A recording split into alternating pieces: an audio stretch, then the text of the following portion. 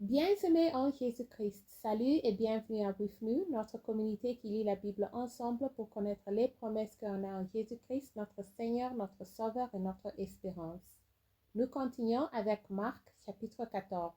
Histoire de la Passion, complot contre Jésus. La fête de Pâques et de pain sans levain devait avoir lieu 2 jours après. Les principaux sacrificateurs et les scribes cherchaient les moyens d'arrêter Jésus par ruse et de le faire mourir, car ils disaient que ce ne soit pas pendant la fête, afin qu'il n'y ait pas de tumulte parmi le peuple. Parfum répandu sur la tête de Jésus à Béthanie, trahison de Judas. Quand Jésus était à Béthanie, dans la maison de Simon le lépreux, une femme entra. Pendant qu'il se trouvait à table, elle tenait un vase d'albâtre qui renfermait un parfum de nard pur de grand prix.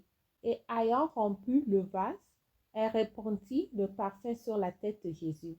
Quelques-uns expriment entre eux leur indignation. À quoi bon perdre ces parfums?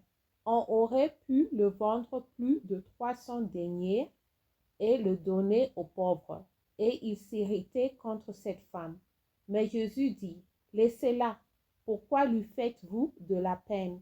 Elle a fait une bonne action à mon égard, car vous avez toujours les pauvres avec vous, et vous pourrez leur faire du bien quand vous voulez, mais vous ne m'avez pas toujours. Elle a fait ce qu'elle a pu, elle a avancé embaumer mon corps pour la sépulture. Je vous le dis en vérité, partout où la bonne nouvelle sera prêchée dans le monde entier, on racontera aussi en mémoire de cette femme ce qu'elle a fait. Judas Iscariote, l'un de 12, alla vers les principaux sacrificateurs afin de leur livrer Jésus.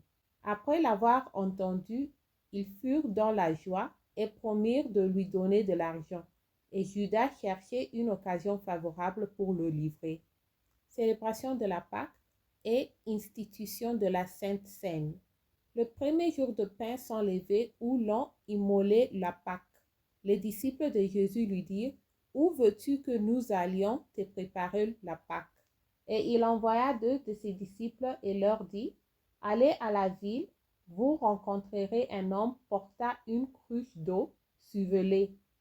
Quelque part qu'il y ait entre, dit au maître de la maison, le maître dit, où est le lieu où je mangerai la Pâque avec mes disciples?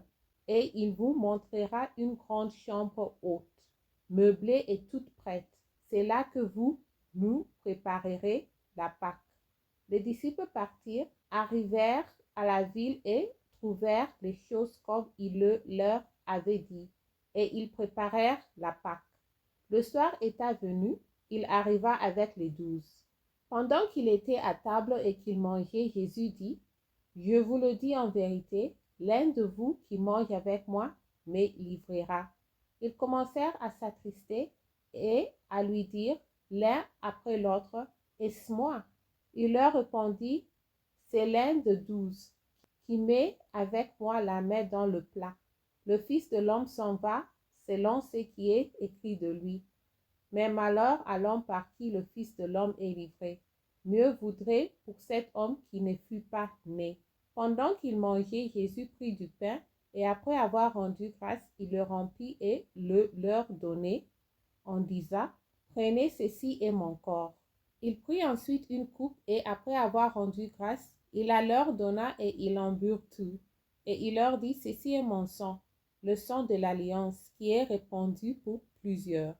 Je vous l'ai dit en vérité, je ne boirai plus jamais du fruit de la vigne jusqu'au jour où je le boirai nouveau dans le royaume de Dieu. Après avoir chanté les cantiques, ils se rendirent à la montagne des Olivières. Je tourne la page. Jésus leur dit, vous serez tous scandalisés, car il est écrit, je frapperai le berger et les brebis seront dispersées.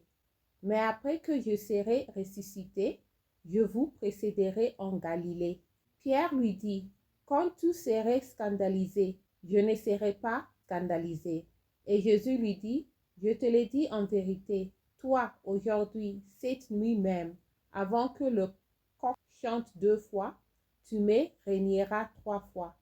Mais Pierre reprit plus fortement, Quand il me voudrait mourir avec toi, je ne te régnerai pas. Et tout dire la même chose. Gethsémane. Ils allèrent ensuite dans un lieu appelé Gethsémane, et Jésus dit à ses disciples, « Asseyez-vous ici pendant que je prierai. » Il prit avec lui Pierre, Jacques et Jean, et il commença à éprouver de la frayeur et des angoisses. Il leur dit, « Mon âme est triste jusqu'à la mort. Restez ici et veillez. » Puis ayant fait quelques pas en avant, il se jeta contre terre et pria que, s'il était possible, cette heure s'éloignât de lui. Il disait, « Abba Père, toutes choses te sont possibles, éloigne de moi cette coupe. Toutefois, non pas ce que je veux, mais ce que tu veux. » Et il vint vers les disciples qu'il trouva endormis, et il dit à Pierre, « Simon, tu dors, tu n'as pas veillé une heure. Veillez et priez, afin que vous ne tombiez pas en tentation.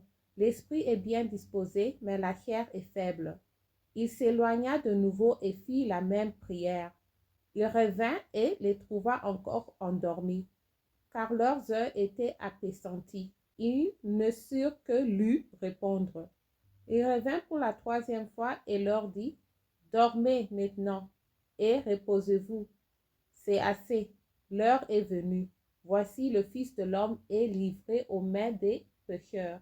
Lève-vous, allons, voici celui qui me livre s'approche. » Arrestation de Jésus. Et aussitôt, comme il parlait encore, arriva Judas, l'un des 12, et avec lui une foule armée d'épées et de bâtons, envoyés par les principaux sacrificateurs, par les scribes et par les anciens. Celui qui le livrait leur avait donné ces signes. « C'est lui que je baisserai, c'est lui.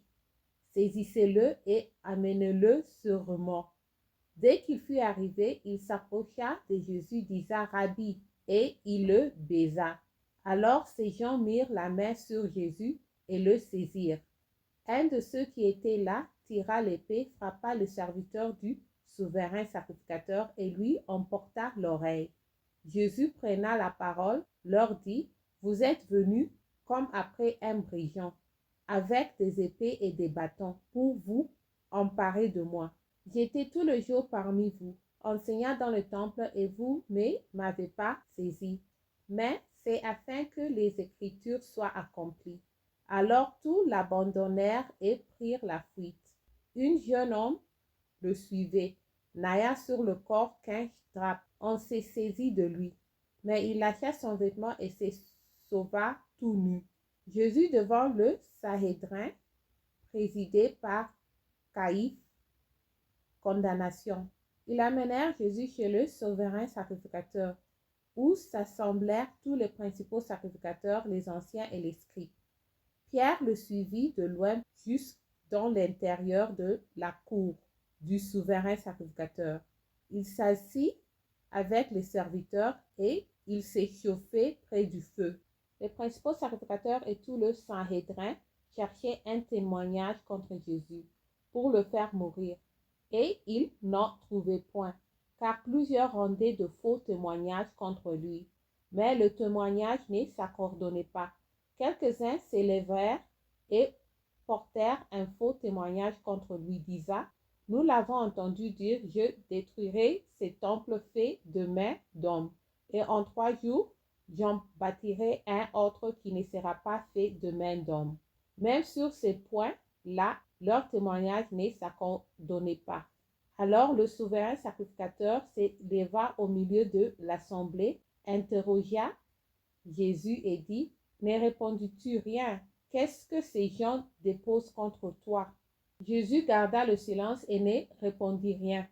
Le souverain sacrificateur l'interrogea de nouveau et lui dit, « Es-tu le Christ, le Fils du Dieu béni? » Jésus répondit, « Je le suis. Et vous verrez le Fils de l'homme assis à la droite de la puissance de Dieu, et venant sur les nuées du ciel. » Alors le souverain sacrificateur déchira ses vêtements et dit, « Qu'avons-nous encore besoin de témoins? Vous avez entendu le blasphème, que vous ensemble, tous le condamnèrent comme mérita la mort. » Et quelques-uns se mirent à cracher sur lui, à lui voiler le visage et à le frapper à coups de poing, en lui disant, « Des vignes et les serviteurs le reçurent, on lui donna des soufflets. Reniement de Pierre. Pendant que Pierre était en bas dans la cour, il vit une des servantes du souverain sacrificateur. Voyant Pierre qui s'échauffait, elle le regarda et lui dit, « Toi aussi, tu étais avec Jésus de Nazareth. » Il le nia, disant, « Je ne sais pas, je ne comprends pas ce que tu veux dire. » Puis il sortit pour aller dans le vestibule, et le coq chanta. La servante, l'ayant vu, s'est mise de nouveau à dire à ceux qui étaient présents, « Celui-ci est de ces gens-là. » Et il le nia de nouveau. Peu après, ceux qui étaient présents dirent encore à Pierre, « Certainement tu es de ces gens-là, car tu es Galiléen. » Alors il commença à faire des imprécations et à jurer, « Je ne connais pas cet homme dont vous parlez. » Aussitôt pour la seconde fois, le coq chanta, et Pierre se souvint de la parole que Jésus lui avait dit, « Avant que le coq chante 2 fois, tu me renieras 3 fois. » Et en y réfléchissant, il pleurait. Merci d'avoir lu ensemble. J'améliore mon français en lisant la Bible. Restons en Jésus-Christ et Shalom.